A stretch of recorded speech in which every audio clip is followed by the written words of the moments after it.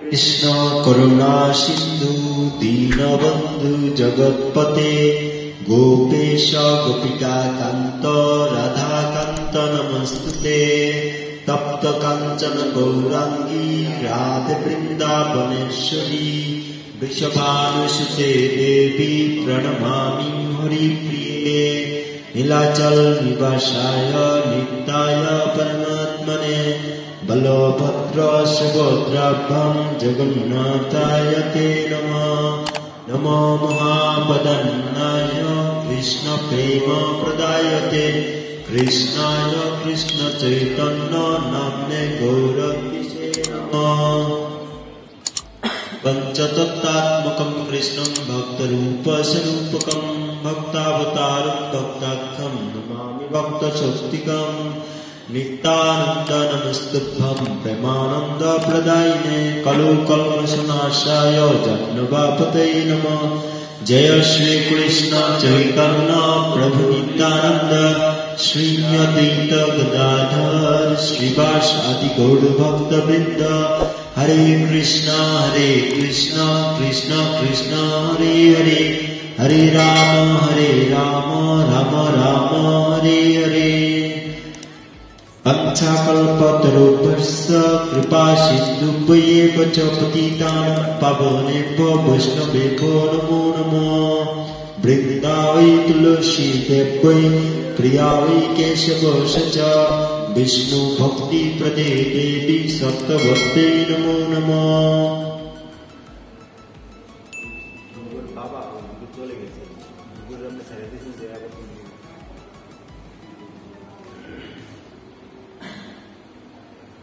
ओम विष्णुपादाय कृष्णप्रेष्ठाय भूतले श्रीमते भक्ति वेदांत स्वामी इति नामिने। नमस्ते सरस्वती देवे गौरवाणी प्रचारिणे निर्विशेष शून्यवादी पाश्चात्य देशतारिणे। नमो विष्णुपादाय कृष्णप्रेष्ठाय भूतले श्रीमते भक्ति सिद्धांत सरस्वती इति नामिने। श्री वार्षवानवि विद्वैताय कृपाद्वये कृष्ण समुद्र विज्ञानदायिने प्रभवे नमः।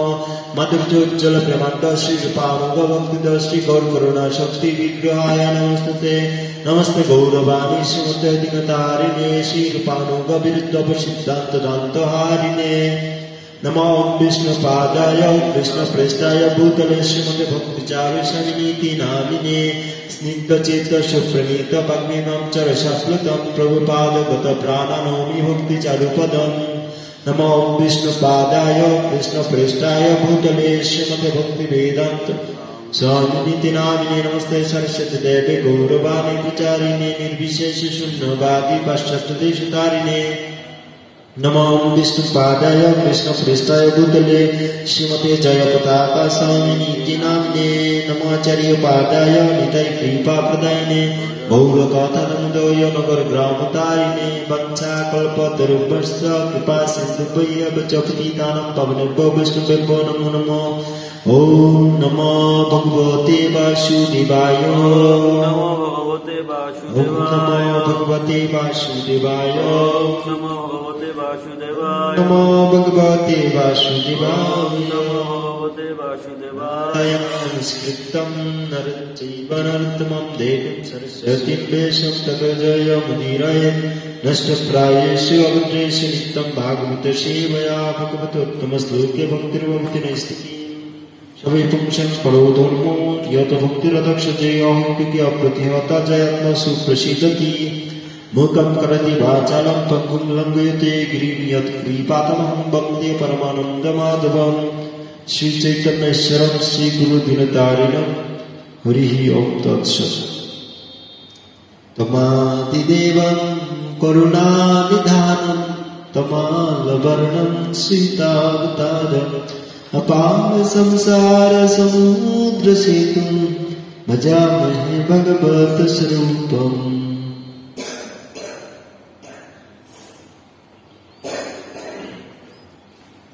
हरे कृष्ण। সবাইকে সুপ্রভাত। সবাইকে স্বাগত জানাচ্ছি আজকের ভাগবতীয় অনুষ্ঠান শ্রীমদ্ ভাগবত গীতা, শ্রীমদ্ ভাগবত অধ্যয়ন এবং শ্রবণ। সবাইকে কৃষ্ণপ্রীতীয় শুভেচ্ছা জানাচ্ছি। সবাই কৃপা করে আমার পরপর উচ্চারণ করার চেষ্টা করবেন। এটা হচ্ছে তৃতীয় স্কন্ধ 21 অধ্যায় মনু কর্দম সংবাদ।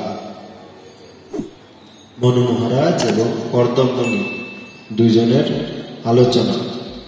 আমরা শ্লোক 14 থেকে শ্রবণ করব। সবাই আমার পরপর বলার চেষ্টা করবেন।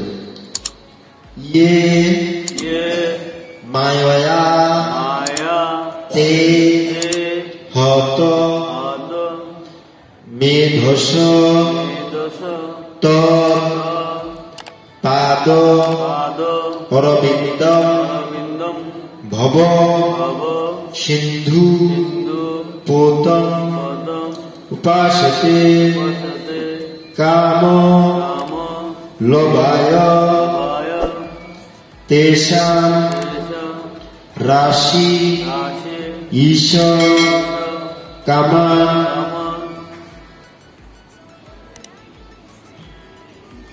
নিরয়ে নয়ে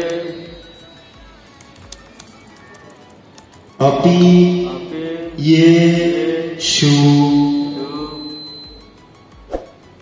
শাব্দিক অর্থ সবাই বলবেন ইয়ে ইয়ে যারা যারা মায়া মায়া মোহিনী শক্তির দ্বারা বিধি শক্তির দ্বারা তে তে আপনার আপনার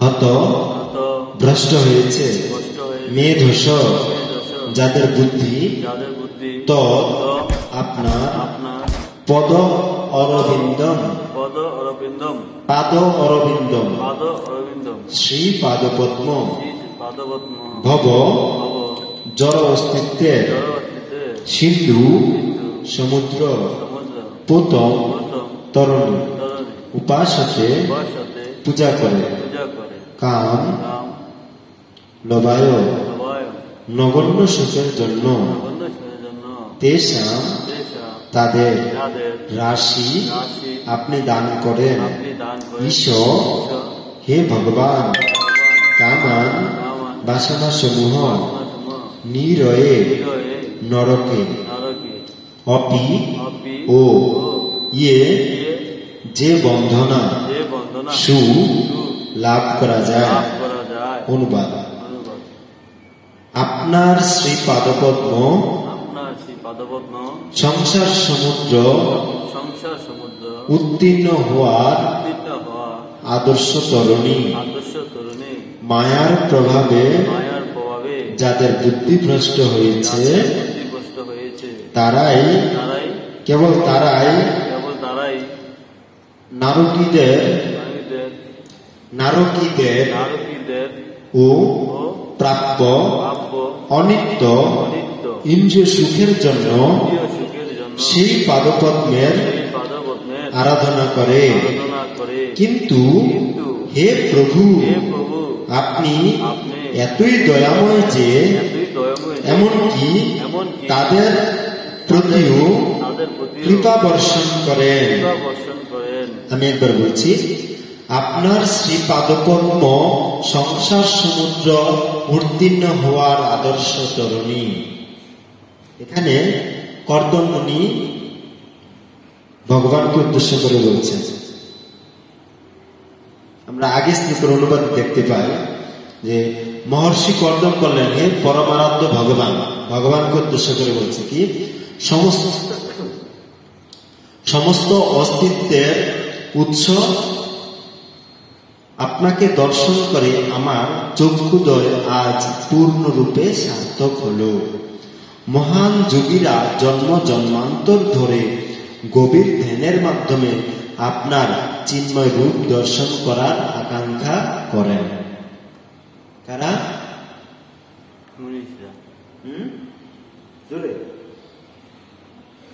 আর বলছি মহান যোগীরা জন্ম জন্মান্তর ধরে গভীর ধ্যানের মাধ্যমে আপনার চিন্ময় রূপ দর্শন করার আকাঙ্ক্ষা করেন যোগীরা কারা যোগীরা মহান যোগীরা কিভাবে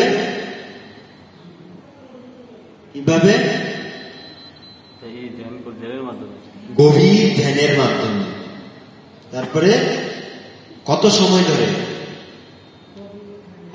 ধরে জন্ম জন্মান্তর ধরে এক জন্মে 1 ঘন্টা 2 ঘন্টা 5 ঘন্টা 10 ঘন্টা 1 মাস 1 বছর 10 বছর 50 বছর 100 বছর না কতদিন জন্ম জন্মান্তর ধরে গীতাতে একটা শ্লোক আছে বহু নাম জন্ম নামন্তে জ্ঞানবান নাম প্রপদ্যতে বাসুদেব সর্বনীতি স্বমহাত্মা সুদুর্লভ বহু বহু জন্মের পরে কোন জীবাত্মা জানতে পারে আমাকে বাসুদেব জ্ঞানে ভজনা করে এবং তাদের মধ্যে কদাচিৎ কেউ একজন আমাকে লাভ করে।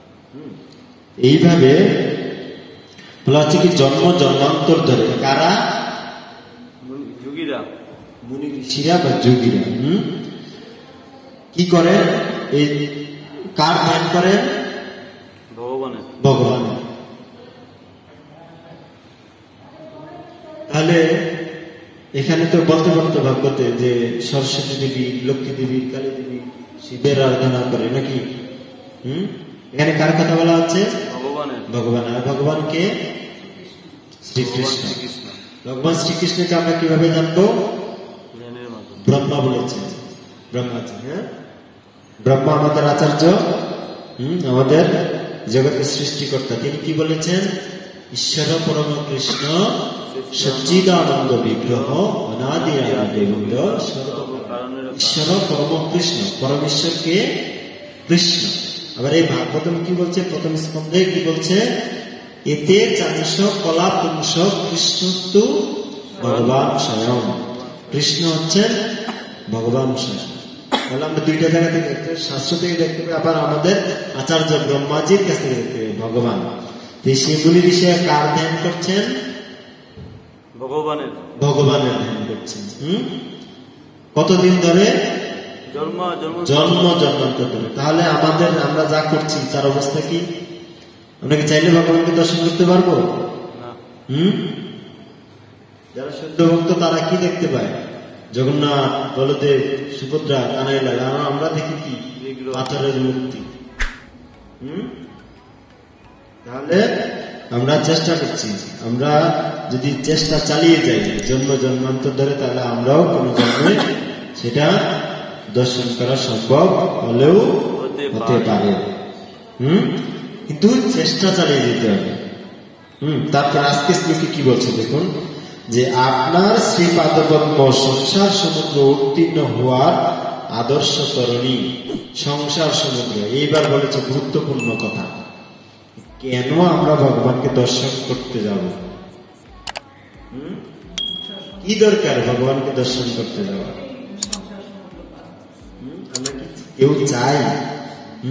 আমরা চাই কি আরো স্বামী, সন্তান, পুত্র, স্ত্রী, বাবা মা নিয়ে আরো সুখে শান্তিতে বসবাস করতে নাকি? কিন্তু এই জগৎটা কি সুখের জায়গা?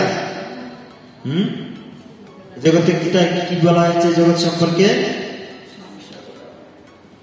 সংসার দাবানল। আমাদের আচার্যগণ বর্ণনা করেছে সংসারটা হচ্ছে দাবানল সদৃশ।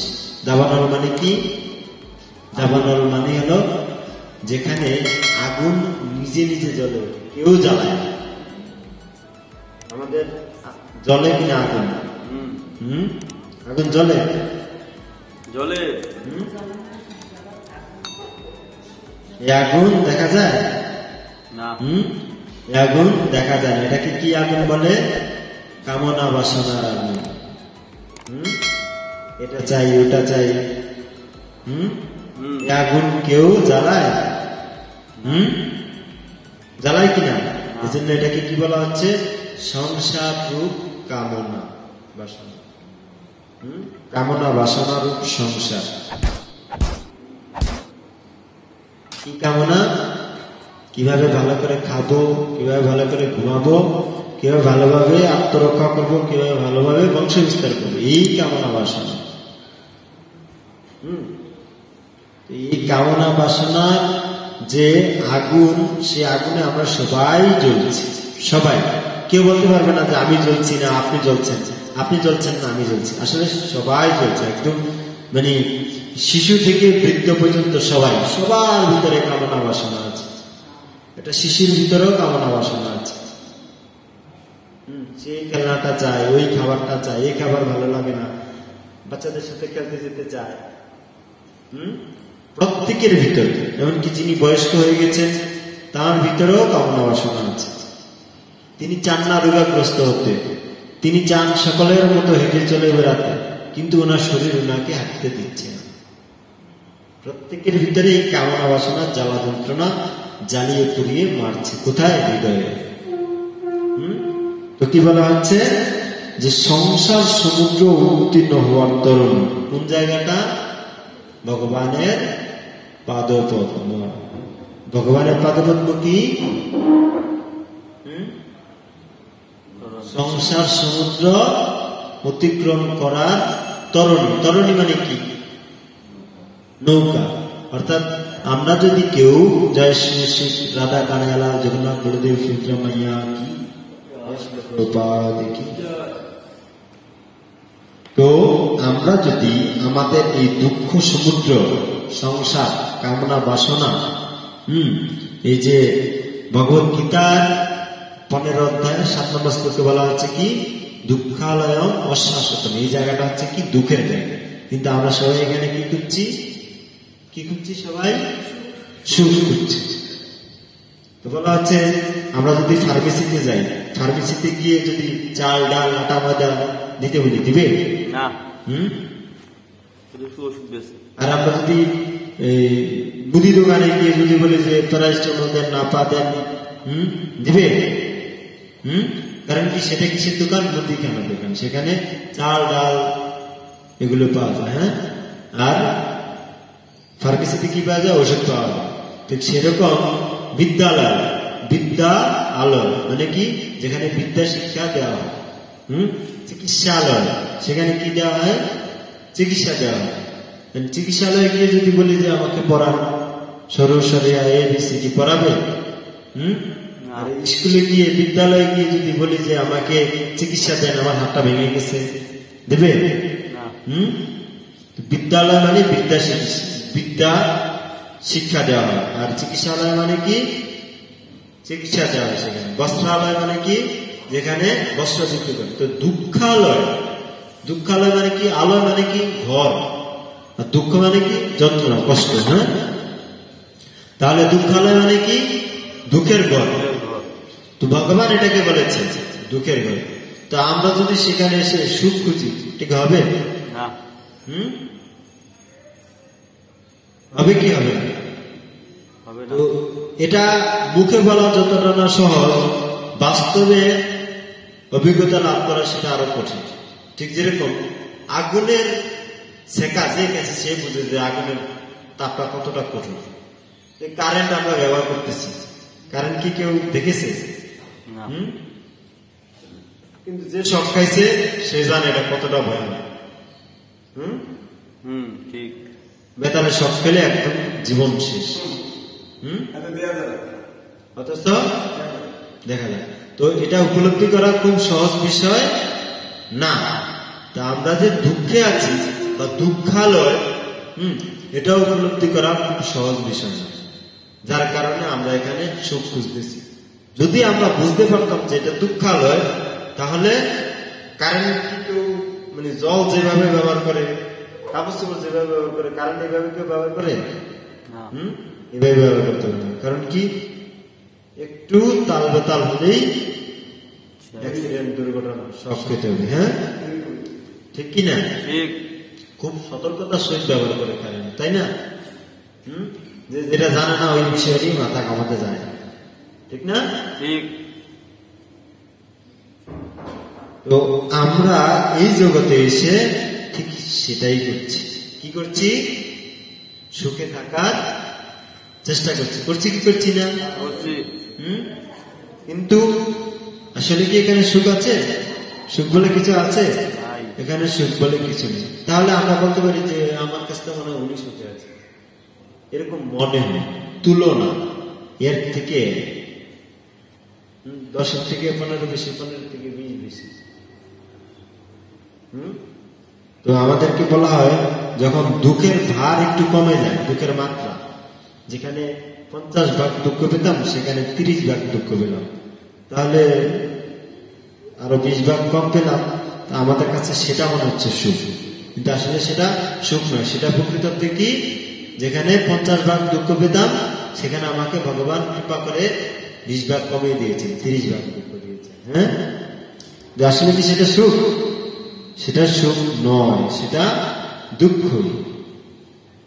বলছে কি যে আপনার শ্রীপাদপদ্ম সংসার সমুদ্র উত্তীর্ণ হওয়ার আদর্শ তরণী। তরণী মানে কি? নৌকা। আমরা যদি কেউ ভগবানের পাদপদ্মের আশ্রয় গ্রহণ করি, কেমনে? ভগবানের পাটা যদি এভাবে ধরি আমরা, কোথায় আছেন ভগবান? কিভাবে ভগবানের পা ধরব? সম্ভব? ভগবান নাম হতে নামই অভিন্ন, নাম বিগ্রহ স্বরূপ, তিনে ভেদ নেই, তিন চিদানন্দ রূপ। ভগবানের নাম, ভগবানের ছবি আর ভগবান স্বয়ং অভিন্ন। আমি বাস্তবে আমার ছবি, আমার নাম আলাদা। আমার নাম ধরে আমি যদি কাছে না থাকি, আমার নাম ধরে সারা দিন ডাকলো আমি শুনতে পাবো না, কিন্তু ভগবানের নাম ধরে ডাকা মাত্রই ভগবান আপনার সামনে প্রকট হবে। হয়তো আমরা আমাদের এই চোখ দিয়ে, এই চামড়া দিয়ে ভগবানকে অনুভব করতে পারি না। আমরা জানি না এখানে কি স্বয়ং ভগবান আছেন না এখানে বিগ্রহ, কাঠ, মূর্তি। আমাদের ধারণাতে সেটা নেই। কারণ কি? আমাদের বহু জন্মের কলুষিত সঞ্চিত পাপরাশির দ্বারা আমাদের যে আত্মা, আমাদের যে চিত্ত, আমাদের যে চেতনা, সেটা আচ্ছাদিত হয়ে আছে, ঢেকে আছে। ঠিক যেরকম এখানে পর্দা দিলে আর ভগবানকে দেখা যায় না, এরকম আমাদের হৃদয়ে সেই পর্দা পড়ে আছে। কোন পর্দা? কামনা বাসনা, জড় জগতে সুখ ভোগ করার বাসনা। যখন আমরা এটাকে ছেড়ে দেব, সুখ ভোগ করার বাসনা ছেড়ে দিয়ে আমরা ভগবানের কথা চিন্তা করব, তখন আস্তে আস্তে কি বলা হচ্ছে? চেত দর্পণ মার্জনম ভব মহাদাবাগ্নি নির্বাপনম শ্রেয় কৈরব চন্দ্রিকা বিতরণম বিদ্যাবধূ জীবনম আনন্দম বুদ্ধিবর্ধনম প্রতিপদম পূর্ণামৃত সাধনম সর্বাত্মস্নপনম পরম বিজয়তে শ্রীকৃষ্ণ সংকীর্তনম। যে আনন্দ পাওয়ার, সুখে থাকার যে সূত্র, সেটা কি? পরম বিজয়তে শ্রীকৃষ্ণ সংকীর্তনম। হরে কৃষ্ণ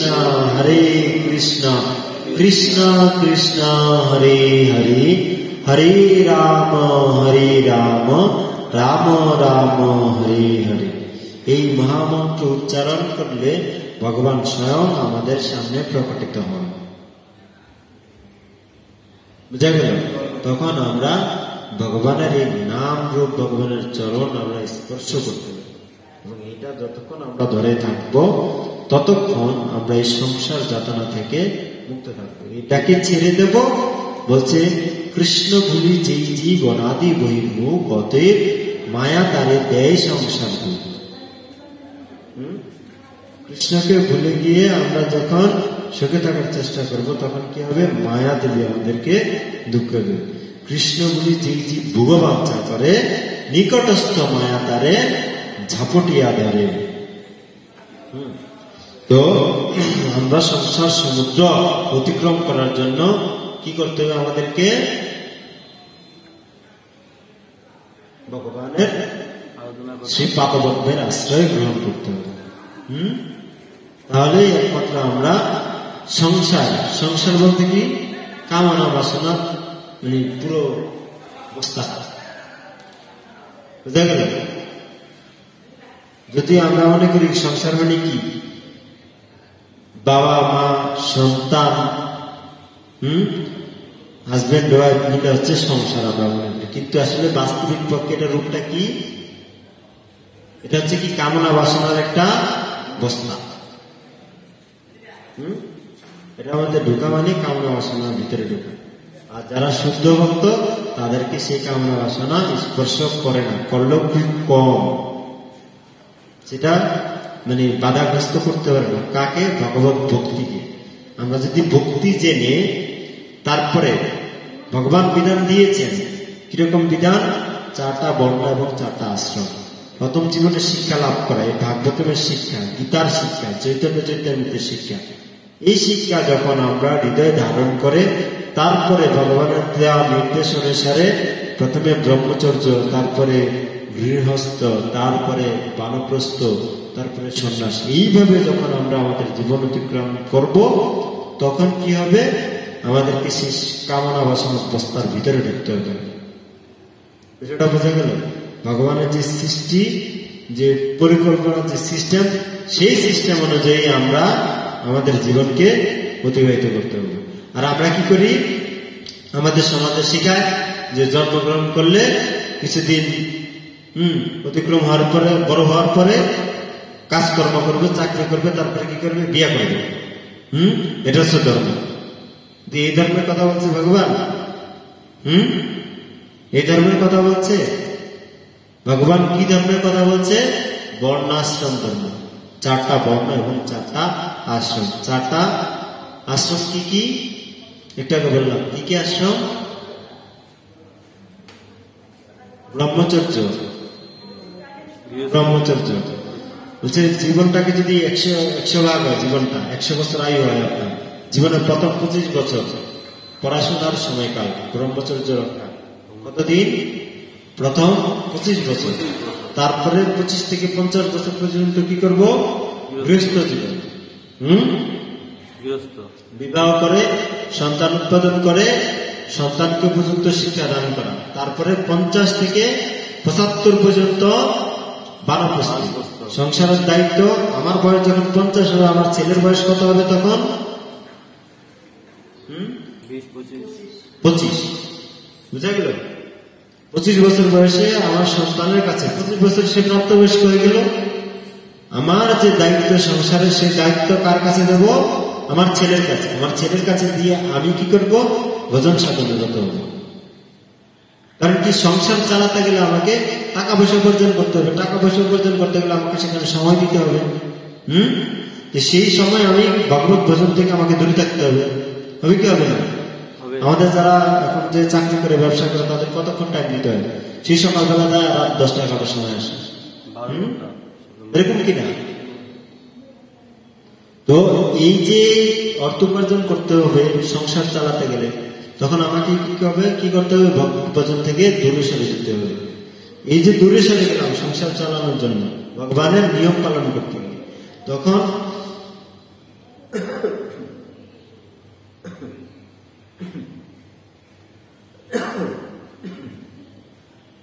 এই 50 বছর বয়সে উপযুক্ত ছেলের কাছে সংসারের দায়িত্ব দিয়ে আমাকে আবার ভজন সাধনে রত থাকতে হবে। কোথায় থেকে? সংসারে থেকে। 50 থেকে 75 বছর বয়স পর্যন্ত বানপ্রস্থি। তারপরে বানপ্রস্থি থেকে সন্ন্যাস 75 থেকে 100। কিন্তু আমাদের এখন আয়ু আছে 75 পর্যন্ত যায়, খুব কম। 60-70 হলেই দুনিয়া থেকে চলে যাচ্ছে। কেন? এটা কারণটা কি? হচ্ছে অত্যাধিক অনিয়ম, ধর্মীয় আচার আচরণ পালন না করা। নাহলে আমাদের প্রত্যেকের জন্য কলিযুগের আয়ু কতদিন? 100 বছর। এটা ভগবান দিয়েছেন আমার উপহার, কিন্তু আমরা অবহেলায় সেই উপহারকে নষ্ট করে দিচ্ছি। বুঝা গেল? তো আমরা যদি এই সংসার সমুদ্র অতিক্রম করতে চাই, তাহলে আমাদেরকে কি করতে হবে? ভগবানের দেওয়া নিয়ম পালন করে ভগবানের চরণে আশ্রয় গ্রহণ করতে হবে। তাহলে আমাদের সবকিছু ঠিক থাকবে, সংসার জীবন ঠিক থাকবে, আমাদের আধ্যাত্মিক জীবনও ঠিক থাকবে। নাহলে কি হবে? ভগবানের নির্দেশ যদি আমরা পালন না করি, আমাদের মতো যদি আমরা চলতে চাই, শুধু মায়ার লাথি খাবো আর জন্ম মৃত্যু জরা ব্যাধি, এই দুঃখ দূষণ দর্শন। পৃথিবীতে সবচেয়ে কষ্টকর জায়গা কোথায় জানেন? সবচেয়ে কষ্টকর জায়গা জানেন? জানা আছে? সবচেয়ে কষ্টকর জায়গা আছে মাতৃজঠর।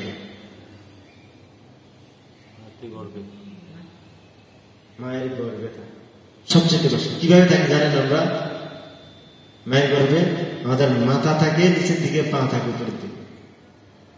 বুঝতে পারেন? কতদিন? 10 মাস। শুধু এটাই শেষ না, আরো আছে। চোখ নাক মুখ থাকে সেখানে? থাকে, চোখ নাক মুখ থাকে, কিন্তু দেখতে পাই না। চোখ বন্ধ করে কতক্ষণ রাখতে পারবেন? হ্যাঁ, কতক্ষণ রাখতে পারবেন? এই শেষ না, আরো আছে কি, আমাদের শরীরে চামড়া কেমন থাকে তখন? একবারই পাতলা, কাগজের মতো, কাগজের চেয়েও পাতলা। সেই চামড়ার উপর দিয়ে মা যেটা খায় সেটাই সেই চামড়ার উপর দিয়ে, গরম ভাত খায় সেটা গিয়ে চামড়ার সাথে লাগে। বলা হচ্ছে আপনার হাতটা যদি কেটে যায়, সেই কাটা জায়গাটা যদি আবার একটু আগুন লাগিয়ে পুড়ে যায় তাহলে কি অবস্থা হবে? আবার সেখানে যদি একটু লবণ লাগে তাহলে কি অবস্থা হবে? আবার সেখানে যদি একটু মরিচ লাগে তখন কি অবস্থাটা হবে? কাটা জায়গাটা যন্ত্রণা শেষ আছে। তো বলা হচ্ছে কি যে মায়ের গর্ভে মা যেটা খায়, টক খায়, ঝাল খায়, লোনা খায়, লবণ খায়, সবগুলো আমাদের সেই চামড়ার উপর দিয়ে দিয়ে লাগে।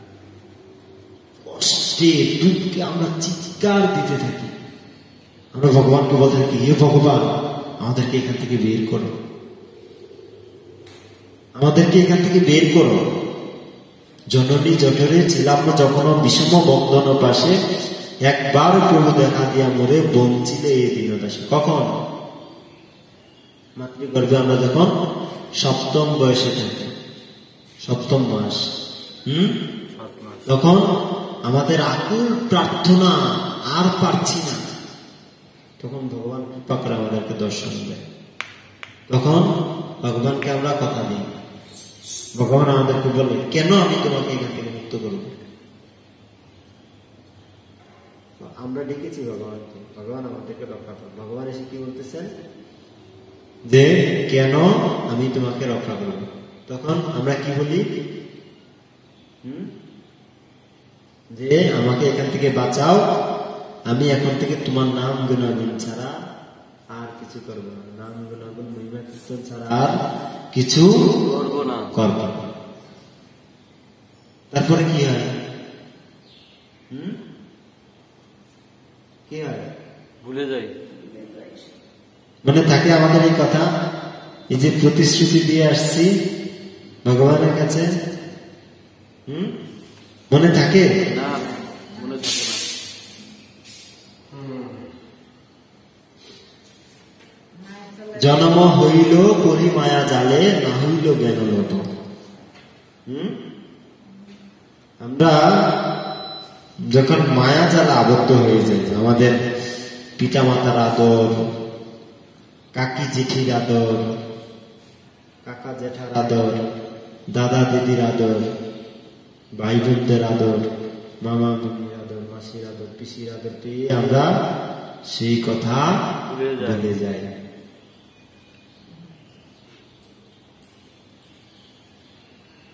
তারপরে কি হয়? আমরা মায়ার বন্ধনে পড়ে কি পরিস্থিতি আমাদের বর্তমান যে অবস্থা সবাই বুঝছে কি, সংসার দাবা নলনীর।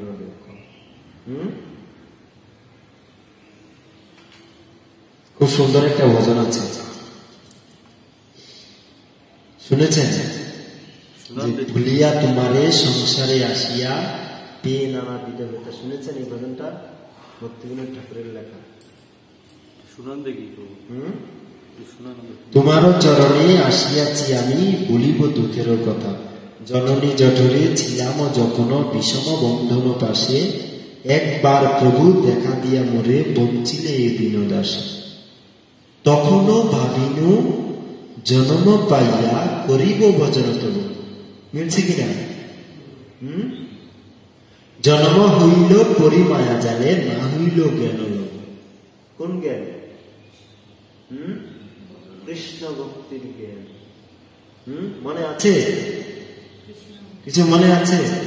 এখন আমাদেরকে আমাদের আচার্যরা, আমাদের প্রভুরা আমাদেরকে শিখাচ্ছে কিভাবে মঙ্গল আরতি করতে হয়, কিভাবে দর্শন আরতি করতে, কিভাবে ভোগ লাগাতে হয়, কিভাবে ভোগ রন্ধন করতে হয়, কিভাবে শুচিতা মেনটেন করতে হয়। হ্যাঁ, আমরা ইস্কনে আসার আগে আমাদের এই শিক্ষা ছিল? আমাদের সমাজে আমাদের পিতা মাতা, আমাদের আত্মীয় স্বজন, আমাদের গুরুবর্গ, আচার্যবর্গরা, যারা তথাকথিত ব্রাহ্মণ, তারা কি আমাদেরকে শিক্ষা দিয়েছে?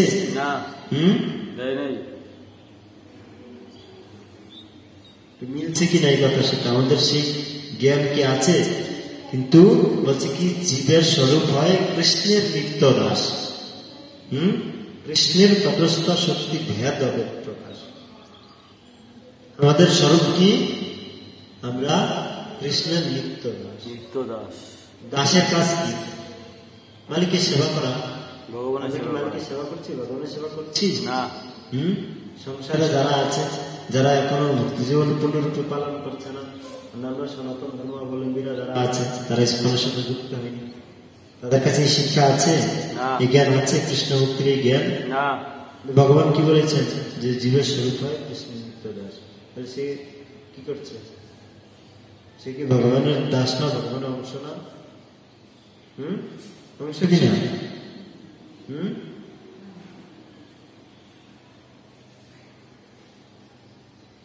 কি বলছে যে জন্ম হইল পরিমায়া জালে, না হইল জ্ঞান লোভ। আদরের ছেলে স্বজনের কুলে, হাসিয়া কাটানো কাল। আদরের ছেলে স্বজন, আত্মীয় স্বজনদের কুলে হাসিয়া কাটানো কাল। জনক জননী স্নেহেতে ভুলিয়া সংসারে লাগিল ভালো। জনক জননী অর্থাৎ কে? জনক জননী মানে কি? জনককে পিতা বাবা, জননী মাতা মা।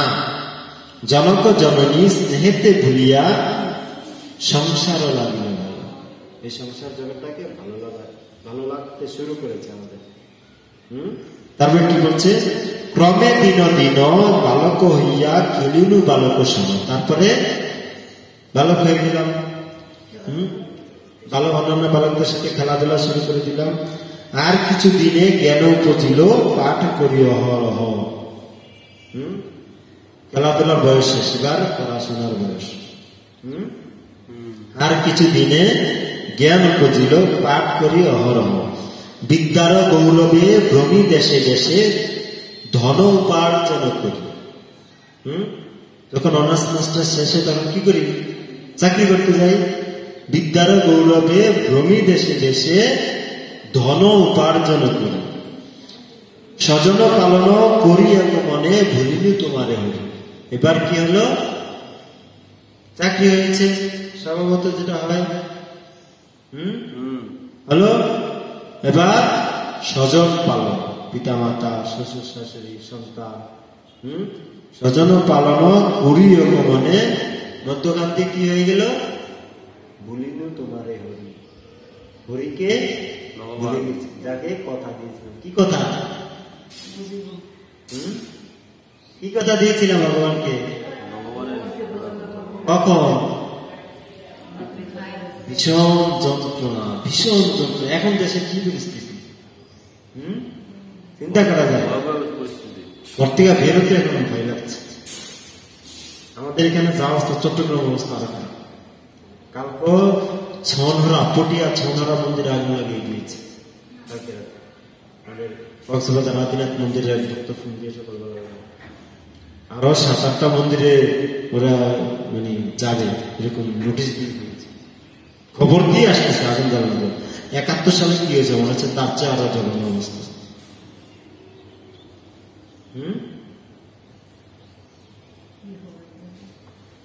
এর চেয়ে কষ্ট জননী জটিল। যদি ভগবত ভজন না করি, আবার জন্মগ্রহণ করতে হবে। কোথায় যেতে হবে? মাতৃজঠরে। জন্ম মৃত্যু জরা ব্যাধি সংসার তুফানু দর্শন, এই সমস্ত কষ্ট কিছুই না। আরেকজন এসে মেরে ফেলছে, আবার আরেকটা জন্ম পাবো, আরেকটা দেহ পাবো, আমাদের জন্য আরেকটা দেহ অপেক্ষা করছে। এর কোনো ব্যাপারই না। আসল বিষয়টা কোথায়? কষ্ট, দুঃখটা, সেটা বোঝার ব্যাপার। যে আমরা এইখানে সুখে থাকতে আসিনি, এটা সুখ থাকার জায়গা না। এটা হচ্ছে আসল বিষয়, এই বিষয়টা বোঝা। ধরুন দেশে কিচ্ছু হয়নি, হাসিনা সরকার চালাচ্ছে, দেশ চলতেছে, আমাদের চিন্তা আসবে যে আমরা দুঃখে আছি। আমরা যখন পড়াশোনা করতাম ঢাকাতে, আমাদের বাসা ছিল ঢাকা মেডিকেলের পাশে। তো প্রায় মেডিকেলে ভক্তরা আসতো অসুস্থ। তো আমাদের ঢাকা মন্দিরের ভক্তিবেন্দ্র গীতা একাডেমির প্রতিউদ্ধার প্রভুকে চেনেন কিনা জানি না। তো প্রভু এসে তাও ওনার কোনো গেস্ট অসুস্থ হয়েছে, আসছে আমাদের বেজে, এসে বলতেছে, পাঠ দেওয়ার পরে বলতেছে, তোমাদের মাঝে মাঝে হসপিটালে যাওয়া উচিত। কেন? তোমরা যে এখানে ভালো আছো, সুখে আছো, এটা তোমরা বুঝতে পারতেছো, তোমরা আনন্দে থেকে মারামারি করো, একজন আরেকজনের সাথে কথা বলো না, কিলাকিলি করো, থাকে না পোলাপান্ডে একসাথে হলে যেটা হয়। বলছে কি বলছে, তোমরা মাঝে মাঝে দেখো কি অবস্থা, একজনের হাত নাই, একজনের পা নাই, একজনের চোখ নাই, একজনের কান নাই, মুখ নাই, কত কষ্টে আছে। তোমাদের সবকিছু তো ভালো চলছে, আর তোমরা একে অপরকে ভালো সম্পর্ক রেখে চলছে, সেটা বুঝতে পেরেছেন?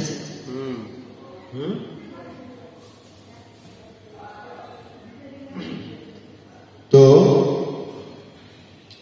এখন দেশের যে পরিস্থিতি, তার চেয়ে খারাপ পরিস্থিতি কোন জায়গায়? মাতৃজাতি। তো আমরা যদি এটা ভালোভাবে বুঝি, আমরা কি চেষ্টা করব, যাতে আমাদেরকে আর কখনো আর একটা মাতৃজোটে প্রবেশ করতে না হয়। যদি যাতে আমরা ভগবত ভজন করতে পারি ভালোভাবে, তাহলে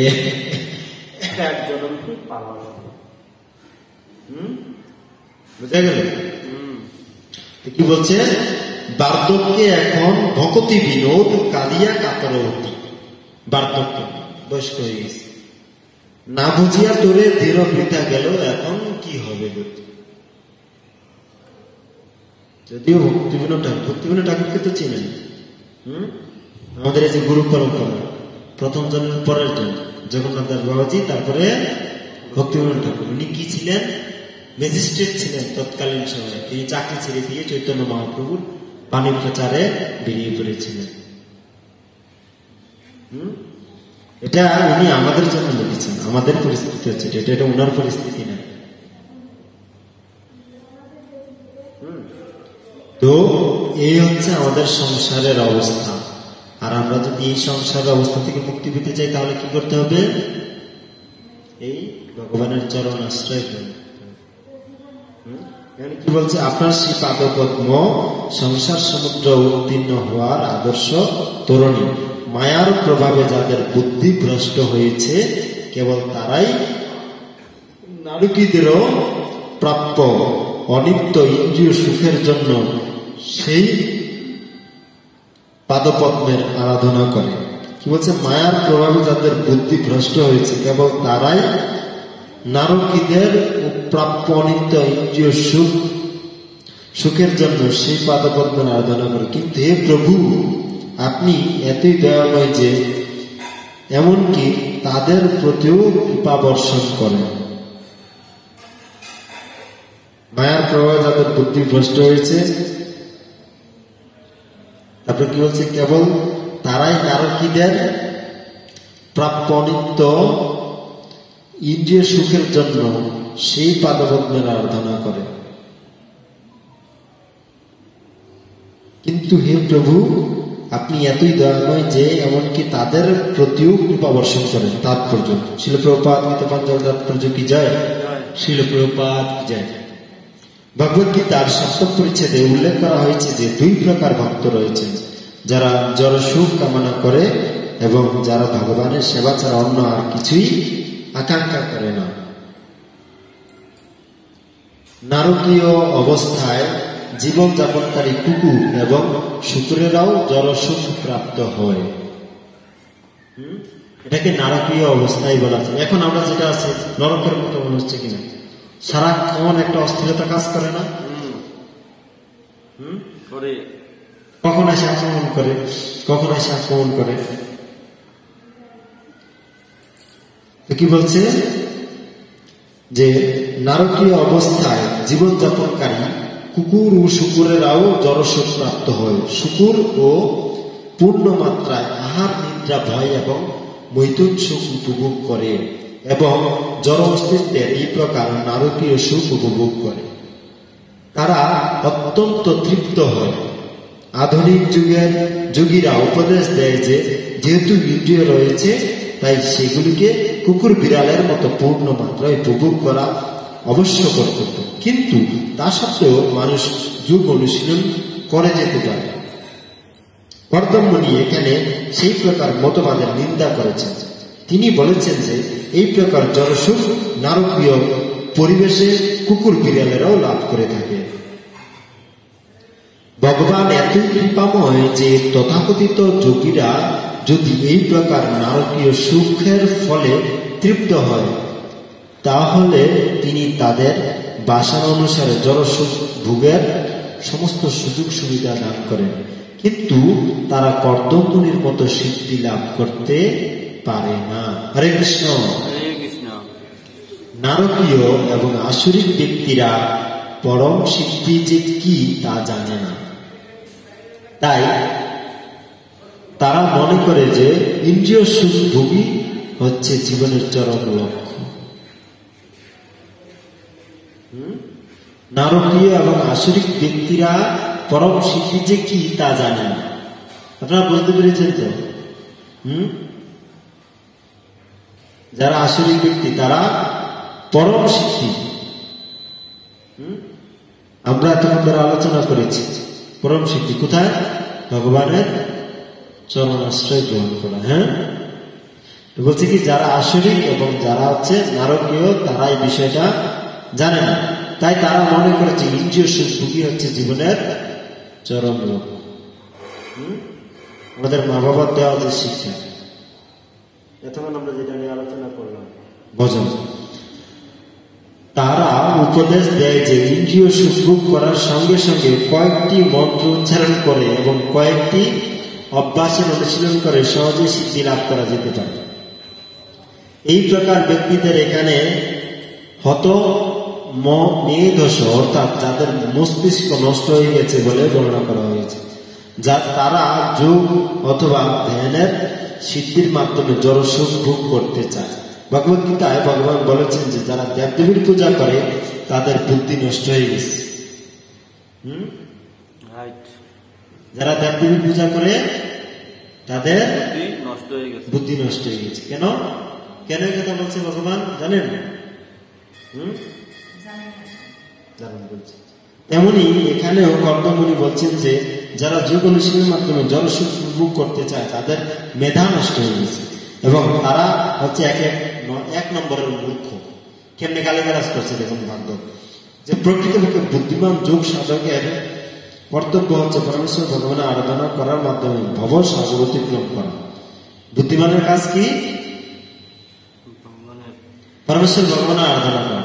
আমরা তো জানি, আলোচনা করলাম। হ্যাঁ, ভব সাগর অতিক্রম করা এবং ভগবানের শ্রী পাদপদ্ম দর্শন করা ছাড়া আর অন্য কিছুর আকাঙ্ক্ষা না করা। কিন্তু ভগবান এতই কৃপাময় যে এমনকি আজও যাদের মেধা নষ্ট হয়ে গিয়েছে তারাও বিড়াল, কুকুর অথবা শূকর শরীর লাভ করে। আর একটা শরীর আমাদের জন্য অপেক্ষা করে আছে, হয়তো বা মানুষের শরীর নাও হতে পারে। হ্যাঁ, কুকুর বিড়ালের সঙ্গে আমরা শরীর আমরা পাবো, এতে কোনো সন্দেহ নেই। ইন্দ্রিয় তৃপ্তি সাধন এবং যৌন সুখ উপভোগ করার বর লাভ করে। ভগবত গীতায় তার এই আশীর্বাদ প্রতিপন্ন করে ভগবান বলেছেন, মানুষ আমার কাছ থেকে যা পেতে চায় আমি তার সমস্ত বাসনায় পূর্ণ করি। ভগবান কি বলছেন? মানুষ আমার কাছ থেকে যা পেতে চায় আমি তার সমস্ত বাসনায় পূর্ণ করি। তো কেন দেবদেবীদের আরাধনাকে অল্পবুদ্ধি সম্পন্ন বলা হয়েছে? যে দেবদেবীদের কাছে আমরা কি চাই? লক্ষ্মী দেবী কি চাই? ধন দৌলত। সরস্বতী দেবী বিদ্যা চাই। শনিদেবের কাছে কি চাই? শনিদেবের কাছে বিপদ থেকে মুক্তি চাই শনিদেবের কাছে, তাই না? কিন্তু এই যে লক্ষ্মী দেবীর কাছে যে আরাধনা করলাম, লক্ষ্মী দেবীর কাছে ধন সম্পদের যে আরাধনা করলাম, এই ধন সম্পদ আমার কাছে কতদিন থাকবে? অল্প কয়েকদিন। যতদিন এই দেহে প্রাণ আছে, অর্থাৎ আমার এই শরীরটা যতদিন জীবিত আছে, শরীর যখন ত্যাগ করবো আমার সেই ধন সম্পদ দ্বারা কোনো দাম থাকবে? ধরুন আমি অনার্স মাস্টার্স কমপ্লিট করলাম, এখন এই যে সার্টিফিকেট, আমি মরে যাওয়ার পরে সার্টিফিকেট দিয়ে কেউ কিছু করতে পারবে? না। বুঝতে গেল? তো দেবদেবীদের দেওয়া জিনিসটা আমাদের এই জগতের মধ্যে সীমাবদ্ধ, এটা পরে জন্য আর কোনো কাজে লাগবে না। আসে না। এই জন্য যারা দেবদেবীদের আরাধনা করে তাদেরকে কি বলা হচ্ছে? অল্প বুদ্ধি সম্পন্ন, তাদের বুদ্ধি কম। তারা জানে না যে দেহত্যাগ করার পরে ধন সম্পদ, বিদ্যা, বিপদ মুক্তি কোনো কাজেই আসবে না, আর মৃত্যু আমাদের হবেই। এই জগতের আরেকটা নাম কি? মৃত্যুলোক। তো এখানে যে আসবে তার মৃত্যু হবে। মর্তলোক বলে না, শুনেছেন না? মর্তলোক মানে কি? মৃত্যুলোক। এখানে কেউ অমর হয়েছে দেখেছেন? দেখেছেন কেউ অমর? দেখেছেন কিনা? দেখেছেন কেউ অমর? যে আসছে সে মারা গেছে। আমার দাদা, তার দাদা, তার দাদা, আমার বাবা কদিন পরে মারা যাবে, এমনকি কদিন পরে আমিও দেব। সবাইকেই দেয়াতে করতে, এই জন্য বলা আছে কি মর্তলোক। তো এইখানে আমরা একমাত্র কৃষ্ণের ভজন, কৃষ্ণের আরাধনা করলে সেটা কি হবে? স্থায়ী। সেটা কখনো হয় নাই, ব্যয় নেই। বুঝা গেল? শুধু আনন্দে আনন্দ, আনন্দম বুদ্ধিবর্ধন, প্রতিপদম পূর্ণ অমৃত আস্বাদন। পরম বিজয়তে শ্রীকৃষ্ণ সংকীর্তনম। হরে কৃষ্ণ কৃষ্ণ কৃষ্ণ হরে হরে, হরে রাম রাম রাম হরে হরে। কষ্ট পেয়েছেন আমার কথায়? আমাদের প্রসাদের বেল বেজে গেছে, আমরা প্রসাদে যাবো। অনেকক্ষণ ধরে আপনাদের পাশে গেছি। যা শ্রবণ করলেন এর ভিতরে কোনো প্রশ্ন আছে আপনাদের জানার কিছু আছে কি?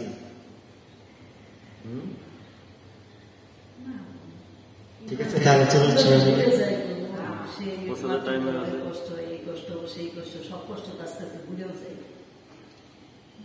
ভুলে যাওয়াটাকে মনে করার উপায় হচ্ছে সাধু সঙ্গ।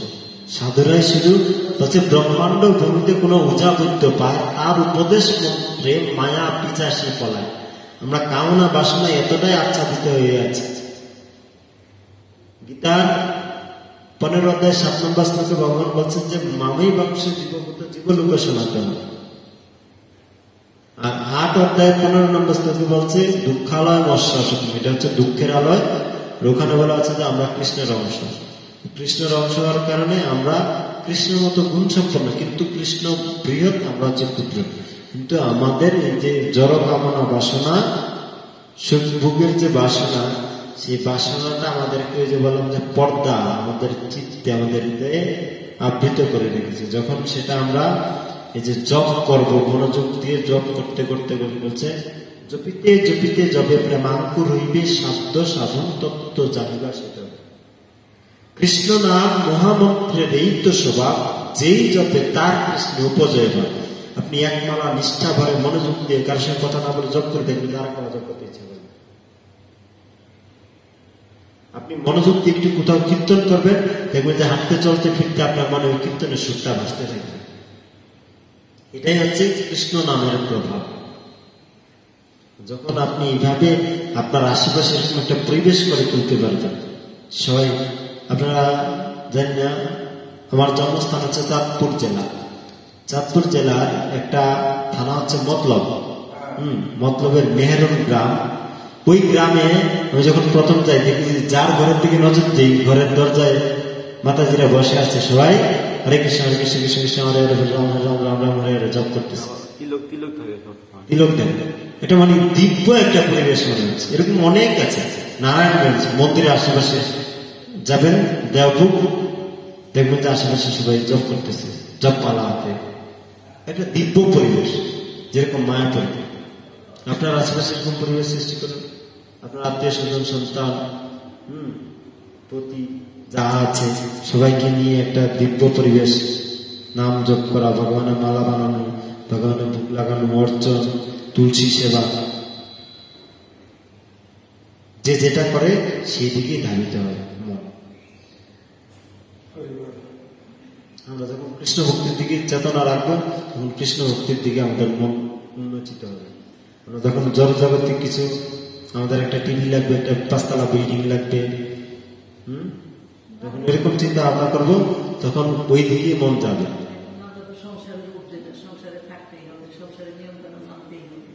না, সংসারের নিয়মটা তো ভগবানের নিয়ম থেকে এসেছে। ভগবান বলছেন যে আমি জীবকে চারটা ভাগে বিভক্ত করছি। এখন আমরা ভগবানের কি নিয়ম মানছি? না, মেনেছি কিনা বলুন?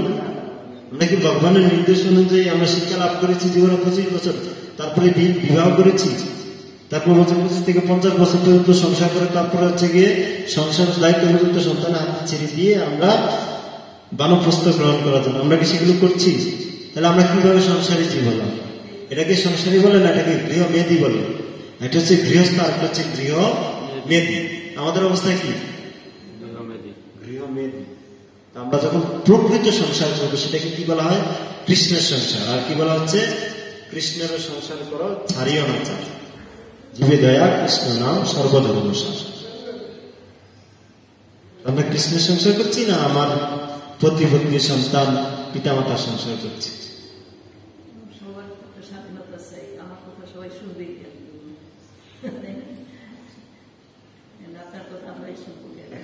আমাদেরকে চেষ্টা করতে হবে, বাকিটা কৃষ্ণ ব্যবস্থা করবে। আমরা যদি হাল ছেড়ে দিয়ে চেষ্টা না করি তাহলে হবে? আমরা যেটা চেষ্টা করি সেটাই ভগবান আজকে তাৎপর্য লাস্টে বলেছে, জীবের বাসনা অনুযায়ী আমি তার বাসনা পূরণ করি। করে কি করি না? কৃষ্ণ বলছে কিনা? তাহলে আর কিসের চিন্তা? ঠিক আছে, তাহলে Pancāsa kota rupuṣa, kipāṣi, vipaļie, buca prītānam, pavību, višnu,